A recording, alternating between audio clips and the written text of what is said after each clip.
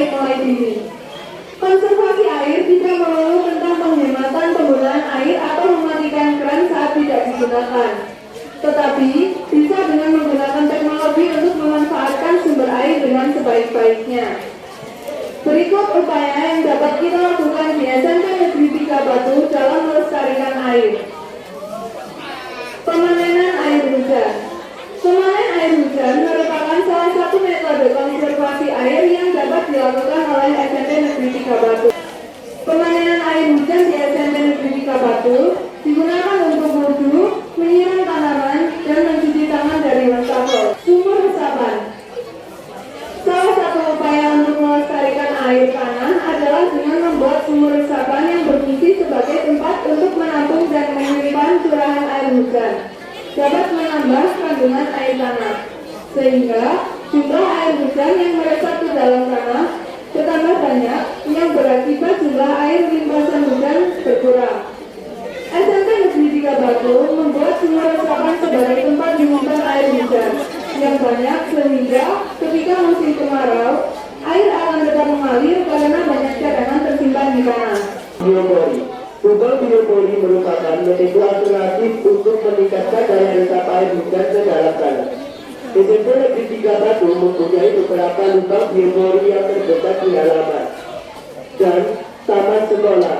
Selain menyerap air, biopori juga dipakai sebagai tempat mengolah kompos dari sisa-sisa sampah organik. Mesin penghasil air minum.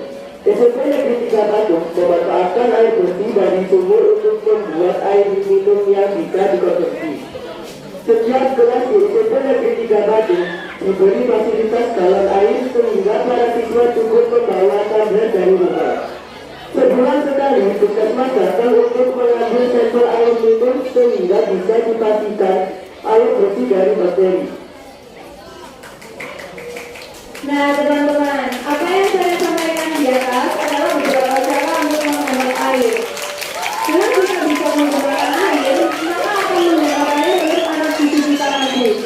Yuk lestarikan bumi dengan konservasi air.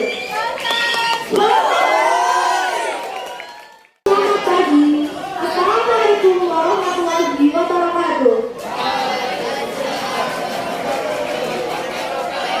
Om Swastiastu, Namo Buddhaya, salam kebajikan. Kami dari Kamera Adiwiyata, Salam Adiwiyata, mari bergerak untuk konservasi energi. Saya sedang mengatakan pentingnya konservasi energi. Apa sih konservasi energi itu? Konservasi energi adalah melakukan penghematan energi. Nah, teman-teman, tahukah kalian total konsumsi listrik di negara kita menurut survei yaitu 40% digunakan oleh rumah tangga, 35% oleh industri, 19% oleh komersial, dan sisanya 6% digunakan oleh publik atau fasilitas umum yang menggunakan listrik. Dari fasilitas tersebut bisa kita lihat bahwa rumah tangga menjadi pengguna atau konsumen listrik paling banyak di antara yang lainnya. PLN sendiri mencatat pertumbuhan konsumsi listrik di luar Pulau Jawa meningkat jadi 11%, sedangkan pertumbuhan infrastruktur ketenaga listrikan kurang dari 6%. Apabila produksi listrik turun, maka konsumsi listrik juga ikut turun. Dampak buruk penggunaan listrik secara berlebihan, banyak yang tidak menghiraukan dampak dari pemborosan penggunaan listrik, baik yang kita ketahui maupun yang belum kita ketahui. Dampak yang belum kita ketahui, yang pertama adalah pengeluaran biaya yang membengkak karena tagihan listrik yang meningkat. Terjadinya sistem pemasangan bergilir oleh PLN sebagai upaya penghematan energi listrik di daerah-daerah. Dampak buruk yang belum kita ketahui dan perlu kita waspadai, yaitu terjadinya peningkatan suhu global akibat dari panasnya energi listrik yang terlalu lama digunakan atau penggunaannya melebihi batas. Yang kedua adalah pemborosan energi listrik juga dapat menyebabkan kemungkinan cuaca ekstrim di suatu wilayah tertentu. Yang ketiga adalah cadangan listrik untuk generasi di masa mendatang semakin berkurang, sehingga dapat menimbulkan kondisi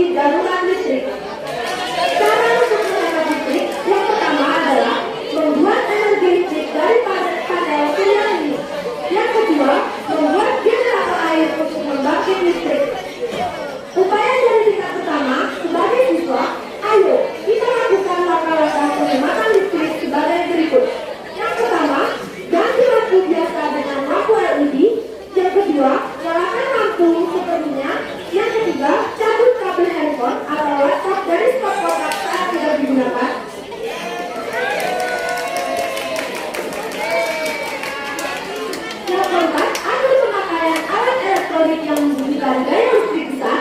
Yang kelima, jangan membiarkan alat elektronik menyala ketika tidak digunakan. Dan yang terakhir adalah atur sirkulasi udara agar sirkulasi udara lebih baik sehingga meminimalisir pemakaian AC. Yuk, kita mulai menggunakan energi dari sekolah kita. Saya Adi Yata, mari bergerak untuk konservasi air. Perkenalkan kami Caca Adi Yata, Ekipa Juara. Apa kabar teman-teman semuanya? Kami mau mengajak teman-teman, khususnya pengurus SMP Negeri 31, buat sama-sama melakukan aksi dukungan anti sampah di sekolah dengan menerapkan 3R. Pertanyaannya, kenapa sih kita harus dukung anti sampah di sekolah dengan menerapkan 3R? Ya, tentu saja karena setiap warga sekolah memiliki peran untuk menjaga kebersihan sekolah. Akan tetapi, dari ungkapan itu terkadang masih dianggap angin lalu saja bagi warga sekolah.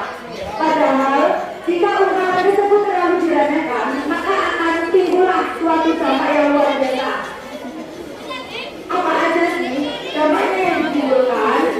Banyak akibat sampah yang membuat jika tertiup angin maka akan terbawa kemana-mana yang menyebabkan halaman dan lorong sekolah kita menjadi kotor. Tidak hanya sampai di situ saja oleh teman-teman, akibat sampah yang menumpuk dan mengundang lawat menyebabkan lingkungan tidak sehat dan lebih seru kan? Nah, supaya lingkungan sekolah kita menjadi bersih dan nyaman, kami punya tips nih, yaitu dengan menerapkan 3R. 3R, yaitu reduce, reuse, recycle. Reduce kita bisa mengurangi sampah dengan cara mengurangi penggunaan produk yang berpotensi menjadi sampah, contohnya bungkus makanan ringan maupun bekas sekolah. Kita bisa menggunakan tempat makan sebagai ganti wadah plastik. Lalu ada reuse, kita bisa menggunakan kembali produk yang sudah terpakai, contohnya menggunakan botol, sabun cuci. Kita bisa menggunakan kembali botol tersebut dengan mengganti produk isi ulang saja. Dan yang terakhir, recycle, mendaur ulang. Kita dapat mendaur ulang sampah-sampah plastik menjadi sebuah produk aksesoris yang memiliki harga jual. Selain kita bisa menjaga lingkungan kita juga dapat menghasilkan tambahan dari produk daur ulang itu loh. Mana tidak sih? Jadi, yuk kita sama-sama cintai lingkungan sekolah kita